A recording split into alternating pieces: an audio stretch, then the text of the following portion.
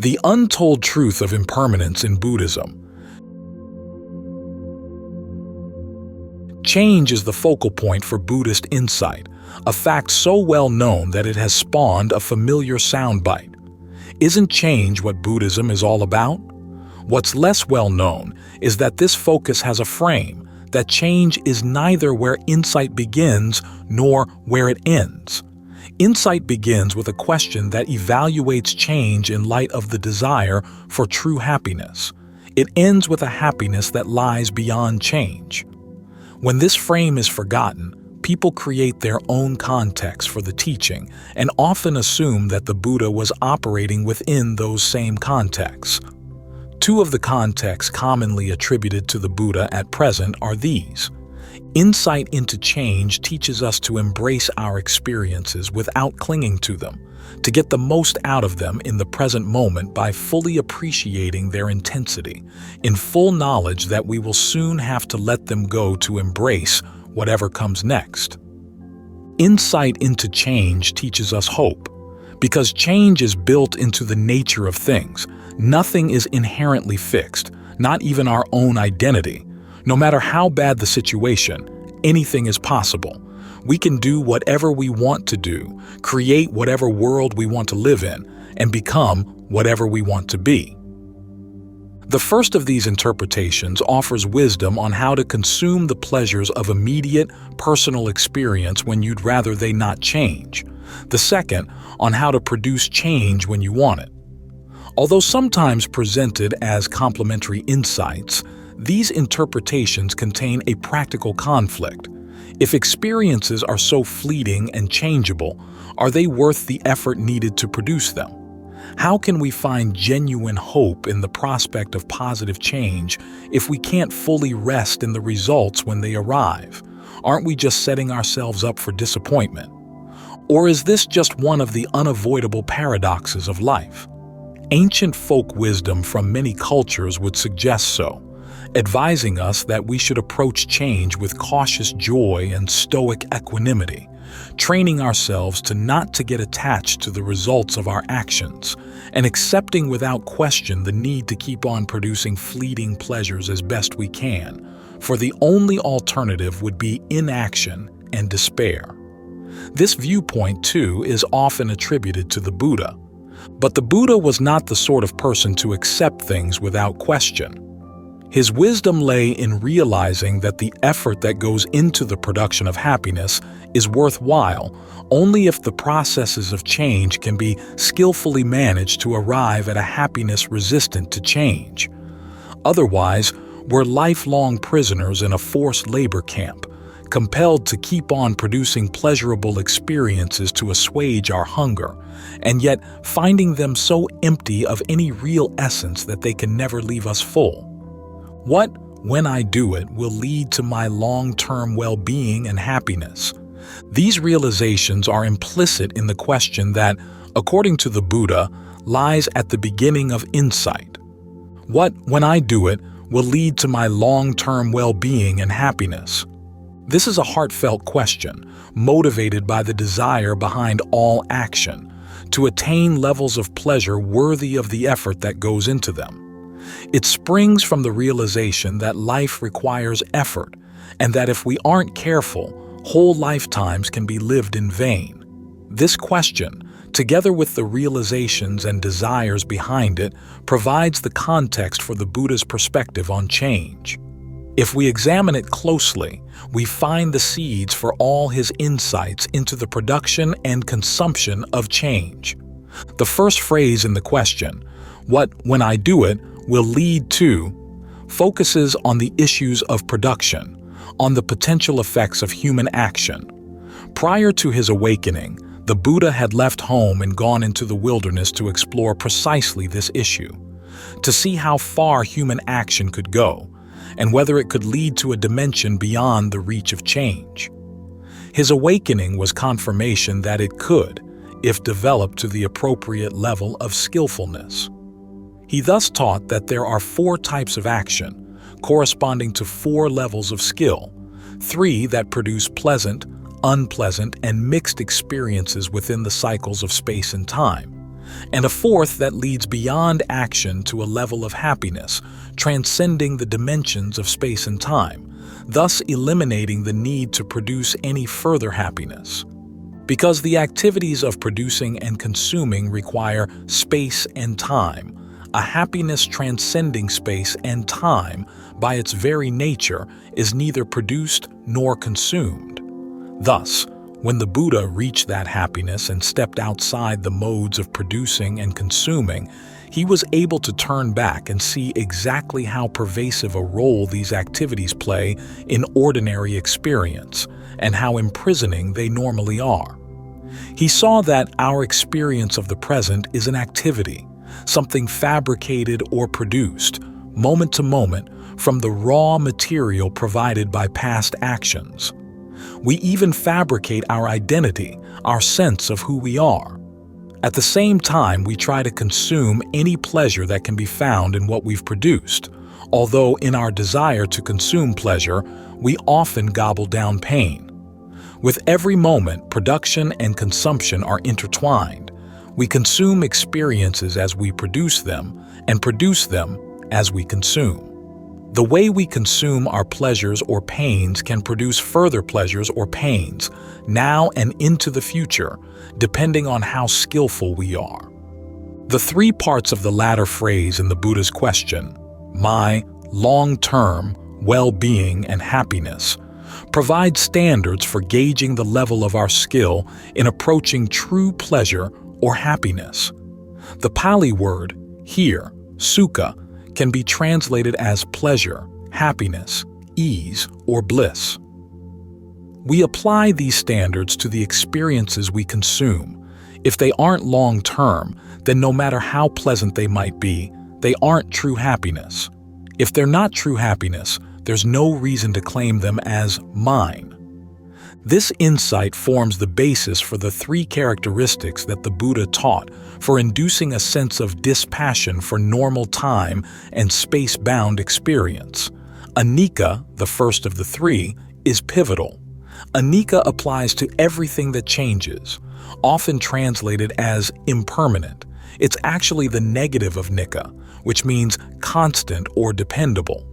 Everything that changes is inconstant. Now, the difference between impermanent and inconstant may seem semantic, but it's crucial to the way Anicca functions in the Buddha's teachings. As the early texts state repeatedly, if something is anicca, then the other two characteristics automatically follow. It's dukkha, stressful, and anatta, not self. That is, not worthy to be claimed as me or mine. If we translate anicca as impermanent, the connection among these three characteristics might seem debatable. But if we translate it as inconstant and consider the three characteristics in light of the Buddha's original question, the connection is clear. If you're seeking a dependable basis for long-term happiness and ease, anything inconstant is obviously a stressful place to pin your hopes, like trying to relax in an unstable chair whose legs are liable to break at any time. If you understand that your sense of self is something willed and fabricated, that you choose to create it, there's no compelling reason to keep creating a me or mine around any experience that's inconstant and stressful. You want something better. You don't want to make that experience the goal of your practice. So what do you do with experiences that are inconstant and stressful? You could treat them as worthless and throw them away, but that would be wasteful. After all, you went to the trouble to fabricate them in the first place. And as it turns out, the only way you can reach the goal is by utilizing experiences of just this sort. So you can learn how to use them as means to the goal. And the role they can play in serving that purpose is determined by the type of activity that went into producing them. The type that produces a pleasure conducive to the goal, or the type that doesn't. Those that do, the Buddha labeled the path. These activities include acts of generosity, acts of virtue, and the practice of mental absorption, or concentration. Even though they fall under the three characteristics, these activities produce a sense of pleasure relatively stable and secure, more deeply gratifying and nourishing than the act of producing and consuming ordinary sensual pleasures. So if you're aiming at happiness within the cycles of change, you should look to generosity, virtue, and mental absorption to produce that happiness. But if you'd rather aim for a happiness going beyond change, these same activities can still help you by fostering the clarity of mind needed for awakening. Either way, they're worth mastering as skills. They're your basic set of tools, so you want to keep them in good shape and ready to hand. The 3 characteristics.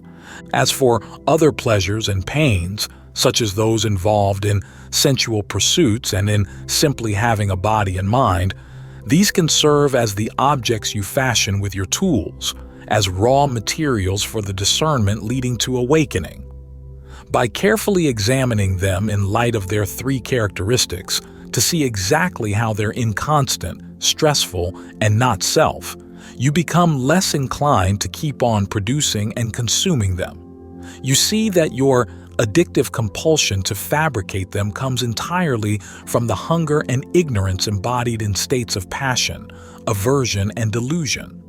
When these realizations give rise to dispassion both for fabricated experiences and for the processes of fabrication, you enter the path of the 4th kind of kama, leading to the deathless. This path contains 2 important turns. The first comes when all passion and aversion for sensual pleasures and pains has been abandoned, and your only remaining attachment is to the pleasure of concentration. At this point, you turn and examine the pleasure of concentration in terms of the same 3 characteristics you use to contemplate sensual experiences. The difficulty here is that you've come to rely so strongly on the solidity of your concentration that you'd rather not look for its drawbacks. At the same time, the inconstancy of a concentrated mind is much more subtle than that of sensual experiences. But once you overcome your unwillingness to look for that inconstancy, the day is sure to come when you detect it, and then the mind can be inclined to the deathless. That's where the second turn occurs.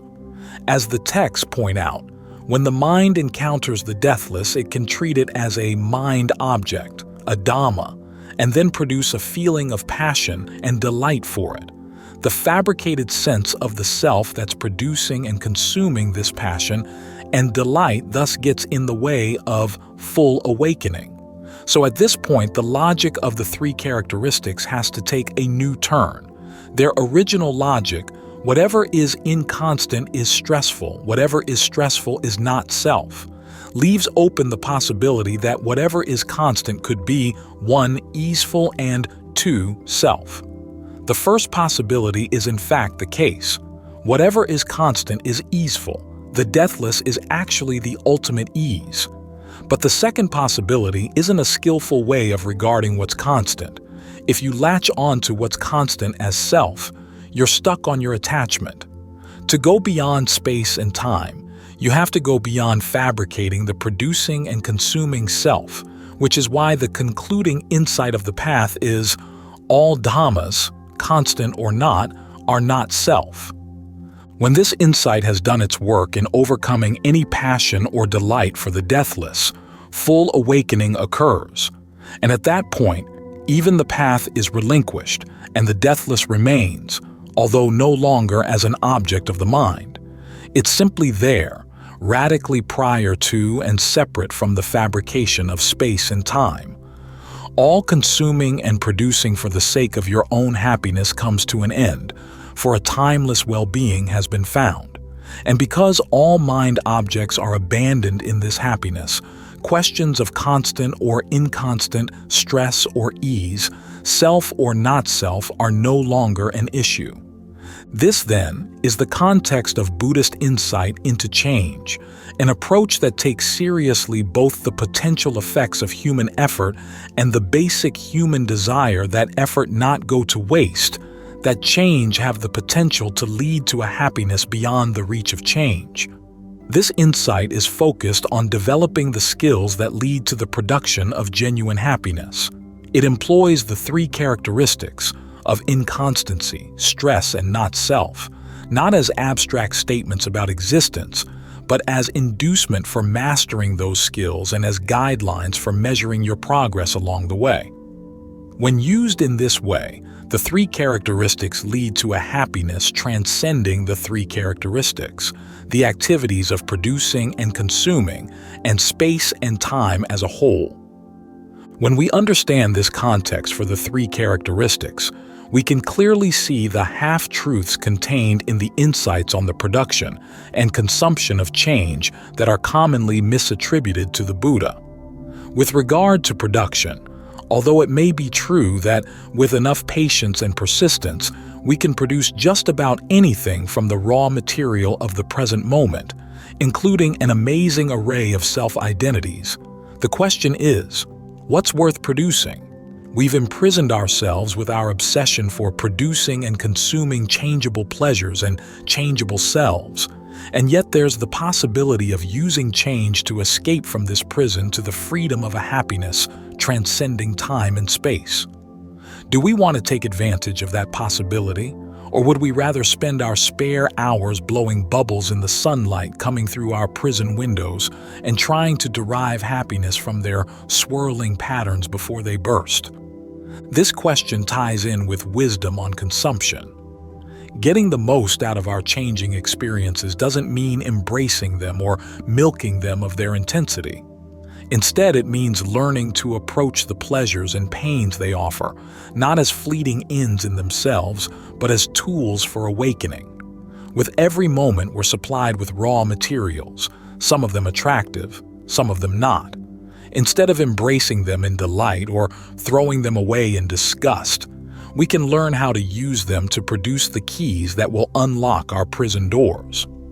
And as for the wisdom of non-attachment to the results of our actions, in the Buddha's context, this notion can make sense only if we care deeply about the results of our actions and want to master the processes of cause and effect that lead to genuine freedom. In other words, we don't demand childishly that our actions, skillful or not, always result in immediate happiness, that everything we stick into the lock will automatically unlatch the door. If what we have done has been unskillful and led to undesirable results, we want to admit our mistakes and find out why they were mistakes so that we can learn how to correct them the next time around. Only when we have the patience to look objectively at the results of our actions will we be able to learn, by studying the keys that don't unlock the doors, how finally to make the right keys that do. With this attitude, we can make the most of the processes of change to develop the skill that releases us from the prison of endless producing and consuming. With release, we plunge into the freedom of a happiness so true that it transcends the terms of the original question that led us there. There's nothing further we have to do. Our sense of my and mine is discarded, and even the long term, which implies time, is erased by the timeless. The happiness remaining lies radically beyond the range of our time and space-bound conceptions of happiness. Totally independent of mind objects, it's unadulterated and unalterable, unlimited and pure. As the texts tell us, it even lies beyond the range of totality and the all. And that's what Buddhist practice is all about,